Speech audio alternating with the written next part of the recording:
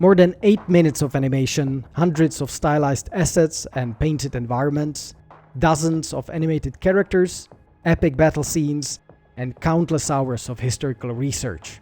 And of course, weeks of overtime without any days off.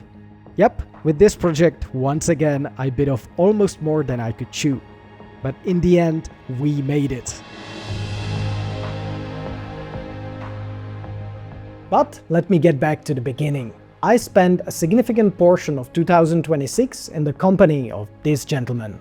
Quite a detour from my usual topic of the Greco-Persian Wars, which is a story I'm putting together in my Heroes of Bronze project. I told myself I would not veer off from this topic and focus solely on it. And yet, at the end of 2025, Toby Groom from Epic History TV approached me with an offer. An offer to remake one of my all-time favorite videos on YouTube, the Alexander's Opis mutiny speech. And it was a freaking cool video, one that I loved when it came out, and rewatched it dozens of times. Seemingly, this was a straightforward task. The edit was done, the narration was given, I just had to, well, remake it.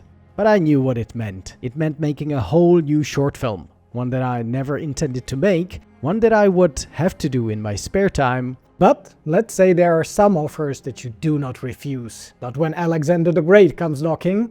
And so I said yes, and still believing that this is gonna be just a side project that I'll work on when time allows, I started very leisurely to prepare it, and I started, where else? With books. My go-to introductory books are the Offspray publishing titles, filled with images and historical references. They were a great starting point. Then, however, I got hooked and started reading more and more. For example, I've read By the Spear by Ian Worthington, who actually later became the historical advisor for the project. And also I read Philip and Alexander by Adrian Goldsworthy, both excellent and fun reads. The various issues of Ancient Warfare magazine were also super useful, as well as the primary sources, Arrian and Plutarch. I had so much fun putting together this research, losing myself in gathering references and sketching what lay ahead. But I didn't have that much time to spare, so eventually the research phase had to make way for the actual production.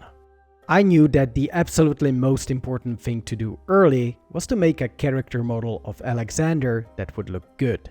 I just couldn't skim over this. I had to make extra care that he would look A, historically correct, B, good in the shots, and C, that he would be able to perform the many animations that his speech required. I didn't really have one specific concept art that I would be basing my Alexander on. Rather, I had a library of reference images that would span from photos of existing statues to the depictions from the ancient history magazines, written descriptions from Arrian and Plutarch, and very importantly, the wonderful reconstructions from one of my favorite artists in the field, Joan Francesco Oliveras. There were, however, some slight alterations that I decided to make. The basic image of Alexander the Great that we probably have in our minds is a rather full-faced man with a boyish outlook and rather long, curly hair. In my case, however, I wanted to have my Alexander a bit less cute, you could say. My Alexander is a man in his 30s who just endured more than 10 years of hard campaigning. He is not that boyish youth anymore. He's a weather-beaten, scarred man who is consumed not only by his undying ambition, but also by his unhinged drinking bouts. And so, I gave his face slightly sharper contours, I made him a bit paler, and I gave him darker splotches underneath his eyes. Oh, the eyes. Some depictions of Alexander show him with each eye a different color. And while this is certainly striking, and some of my earlier versions featured this, I then learned from Professor Ian Worthington that this is in fact a myth. This eye heterochromia is widely attributed to Arrian's description of Alexander, but reading the actual text, there is nothing about it. In fact, Arrian gives us very little in terms of Alexander's visual appearance. And so does Plutarch, by the way. Nope, this in fact came from a fictional work of rather murky origin called Alexander Romance, where the heterochromia is mentioned, but in the very same text, sirens and centaurs appear too. So I rather relied on what we know from the primary sources, which is not much. Alexander's armor was a bit easier to make. I got heavily inspired by this mosaic depicting the Battle of Issus, and this one is dated to around 100 BC, but it is based on a much older original. And this is close enough to Alexander's time, and therefore it was good enough for me. So I used this type of linothorax armor, white with red and yellow accents, Gorgon depicted on his chest, and white tunic underneath with long sleeves. I didn't like Alexander's face here, so I didn't use it, except for the shorter hair. Though in my case I went with a slightly more blonde version. And then of course there was the cloak, which I decided to make purple, the traditional Macedonian royal color. And this in the end gave me the base color palette for the whole project. White and yellow, with some accents of purple and sometimes red. One thing though that was notably missing on the Battle of Issus mosaic was a helmet. And no, I'm not the one to go for the Hollywood trope of making the main character helmetless. So I had to look elsewhere for references, and this is where the Alexander sarcophagus played a big role. Here, Alexander appears at the Battle of Issus wearing no armor, but there is the famous lion helmet on his head. And I even found this wonderful reconstruction of it. Then, however, once I started experimenting with this design, I realized that I just don't like it. Something about its design felt weird and unwieldy. So instead, I went for the look you may all know from the movie Alexander. And think of that movie what you may, it was probably the best reconstruction of ancient history I've ever seen in Hollywood movies. And the look of Alexander's helmet there was always something I very much enjoyed. So I tried to sculpt this version, and immediately it felt right. Of course, none of these sources guaranteed that this is what Alexander was actually wearing, or that he was wearing these pieces of gear all the time. Most probably he switched for other types here and there, but in the end I just focused my energy on this one design. So with that, I had Alexander's character model, and then I tried to animate it to see how it moves and speaks. And that's when I realized I'm probably never gonna finish this project. I had a huge problem. You see, never before have I actually tackled a project where characters speak on camera on my own. I made some tests of this for my Heroes of Bronze teaser, but a project of this size, that was a whole different beast to slay. I tried a few tests of hand animating Alexander, and they were passable when he kept his mouth shut. But the moment I tried animating him speaking, I realized that this is actually so much more difficult than I thought it would be. I went through the Epic History video and diced it up to those segments where I thought Alexander should have his screen time, and I realized it is more than 4 minutes, full of medium shots and close-ups. And based on my rough calculations, it would take me more than a year to animate this. And with my basically non-existent character animation skills, there was no guarantee it would turn up looking good. I absolutely needed somebody to help me. Some animator crazy enough to take on all of the animations for Alexander's speech. Fortunately, I knew who to ask. Brian Cooey from 2Animate Academy helped me in the past when he made the character animation for my cinematic course over at CG Boost. And actually, 2Animate is my go-to place to learn animation. At their site, they offer probably the best courses for Blender animation and rigging that I found. So definitely give them a go if you're interested to become animators. And Brian is not only a teacher, but also a highly skilled artist. And I was lucky enough that he was willing to take on the task, taking care of the whole Opis speech animation. Fun fact, Brian is of a Persian descent. So here I was, having a Persian animator animating Alexander the Great. What a wonderful irony. I think I drove Brian almost mad by how lousy my character rigging work was. But he took it like a champ and finished all the shots, and I will definitely dedicate a separate video to the more technical behind the scenes of this project. This is also a good moment to mention that apart from Brian, I also reached out to my very talented countryman František Smetana, whose fun art for Kingdom Come Deliverance really caught my eye. In the past, he had made several paintings for Heroes of Bronze, and his wonderful landscapes elevated the shots for this Alexander project. Our workflow is simple. I sketch some black and white scenes, and he transforms them into these wonderful paintings, diced into layers that can be used in my shots. František's work really helped a lot, especially with the main Opis scene. And finally, guys at Epic History were kind enough to dedicate Eddy van Mourik to the project, who helped me with the many maps that were needed for it. And it was a help that I welcomed with open arms. With all of these talented guys helping me, I was now finally convinced that I can really finish the project. Brian would animate Alexander's Opis speech, František would paint the background for the Opis scene, and Eddy would finish all the maps. And I was to finish all of the remaining shots and put everything together. And with that, the long hard work began, starting off with designing and making all of the remaining characters that were needed. The second most important character was of course Alexander's father Philip, and honestly, the more I learned about him, the more interesting I found him.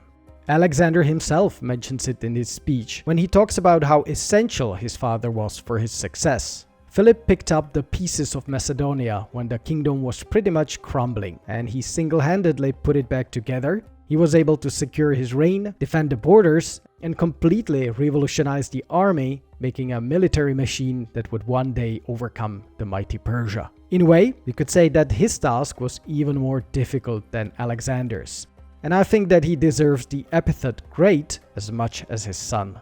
There is, fortunately, plenty of reconstructions of Philip's look.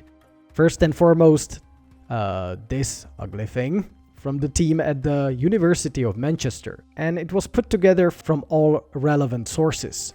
The most apparent feature is of course the huge scar and the missing eye, a horrendous injury he suffered early in his reign when besieging the city of Mutiny. There are some statues too, but they are mostly too idealized, and there are also some painted reconstructions. My favorite again is by Joan Oliveras, showing this grizzled warrior in probably the best light. Sympathetic, yet strong. I hope my version of Philip does him justice. I wanted him to have those strong features with a charismatic hard face, slightly thinning hair and a big beard with a destroyed right eye. For the rest, I relied solely on John Oliveira's reconstructions, since I know his work and he is by far the most meticulous researcher and most reliable modern source for these artistic reconstructions. So the linothorax and the helmet I basically remade based on this image, and also on the actual finds from the Great Tumulus in Vergina, where it is agreed that Philip's remains are buried and where this cuirass was found. To simplify things, I had both Alexander and Philip ride the same model of a horse, which in case of Alexander is of course the famous Bucephalus, his trusty steed that accompanied him basically throughout his life. And there would of course be no royal steed without the distinctive leopard skin on his back. I also wanted to make some other historical characters. I made Hephaestion, Alexander's closest companion, making him very boyish in his appearance. He is shown almost always at Alexander's side, both on and off the battlefield. And you can see him standing here, right in front of Alexander in most of the Opis speech crowd scenes. I also made Cleitus the Black, an officer in Philip's army, and also a close companion to Alexander. He famously saved Alexander's life at the Battle of Perdiccas, where he cut off the hand of a Persian warrior before he could deliver his mortal blow to the young king. Cleitus is one of the older generation of warriors in Alexander's company, which I wanted to demonstrate by showing him actually having a beard, as opposed to most of the youngsters who shave their facial hair based on Alexander's example. Cleitus' story ends up on a tragic note, because later in the campaign he was one of the officers who criticized Alexander for becoming more and more like Persian tyrant rather than a Macedonian king, for which Alexander murdered him in one of his drunken bouts. Of course, Alexander regretted this action from the bottom of his heart, blaming it on alcohol, but, well, some things you just cannot take back. So Cleitus was one of the companions I definitely wanted to create, and he does not appear at Opis. By then he was already dead. Then there is Craterus, one of Alexander's most trusted officers, who you can see in the Opis scene right here in front of Hephaestion, and he's actually one of the reasons for the whole Opis mutiny. Because Alexander decided that some of the campaign veterans are to return home, and they were to be led by Craterus to secure things back home in Macedonia. In the video, judging by his face, Craterus is none too happy about this, which is purely my speculation, of course. And here we have Perdiccas, one of Alexander's most senior commanders and also one of his 7 personal bodyguards. A tough, ambitious Macedonian who rose in the ranks throughout the campaign. And it was in fact Perdiccas who allegedly received Alexander's signet ring as he lay dying in Babylon, making him effectively regent of the entire empire. Well, he didn't last long. Within 2 years he was murdered by his own officers while trying to spread his reign. Be that as it may, he surely held a great affection for Alexander, which I tried showing here by making him weep in this shot. And then there is the great king himself, Darius III. The reconstruction of Darius was straightforward. I again used the Battle of Issus mosaic, and based on it I recreated the garment, the headdress and also the necklace. Apart from that, I again looked at the reconstruction from Joan Oliveras. Of course, recreating the various garments and the gear of the Achaemenid warriors was a huge part of the process too. I regret that I didn't have time to recreate all of the other interesting figures that played a role in Alexander's life. From his mother Olympias to Antigonus One-Eyed, Ptolemy, who later became ruler of Egypt, and there were many others, but there was also no time to make them. This lack of time resulted in some shortcuts that I had to take. For example, I relied on some of the models that I made for my Heroes of Bronze project. I managed to sneak in one of my main characters, Arinum, into every single shot of the Opis scene here. And here, Nikephoros' wife Penelope is pregnant with Craterus' baby. Well, I hope I'm gonna be able to explain this to Nikephoros. This video was of course not just about characters. I had to make hundreds of assets too, from various helmets worn by the Macedonian phalangites to shields, weapons, chariots, 3D animals, simulations and hand-drawn animations too. All that was done in the open source software Blender and some complementary tools, and I will talk all about it in the next part of this behind the scenes video coming up in a few weeks. For those of you who are interested in learning my workflow, you can already sign up on the waiting list for my upcoming Stylized Worlds course, where I explain every single step of my process. But for now, I thank you for your attention and see you next time, talking some more about the creative process and the 3D workflow of this Alexander the Great video. Stay creative, my friends. Martin out.